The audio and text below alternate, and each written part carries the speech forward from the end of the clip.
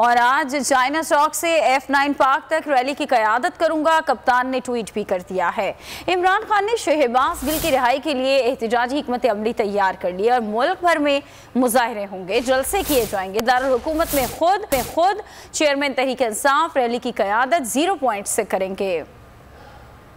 Rally निकाल रहा हूँ शहबाज गिल के लिए। मैं लोगों को, इस्लामाबाद के लोगों को दावत देता हूँ मेरी रैली में। जुल्म के ज़ाब्ते हम नहीं मानते, कप्तान ने हुकूमत के खिलाफ तुबले जंग बजा दिया। शहबाज गिल की रिहाई के लिए मुल्क भर में एहतजाजी जलसों का ऐलान कर दिया। दारुल हुकूमत में भी अवाम सड़कों पर आएंगे। इमरान खान की क़यादत में रैली 0 पॉइंट से F9 पार्क जाएगी। 6:30 बजे रैली का आगाज होगा। रावलपिंडी से तहरीक इंसाफ के काफिले फैजाबाद पहुँचेंगे। एहतजाजी रैली पर चेयरमैन तहरीक इंसाफ इमरान खान का ट्वीट लिखा, कल मैं चाइना चौक से F9 पार्क तक रैली की क़यादत करूंगा। चाइना चौक से F9 पार्क तक रैली बाद नमाज मगरिब होगी। हमारा एहतजाज डॉक्टर शहबाज गिल पर तशद्दुद के खिलाफ होगा।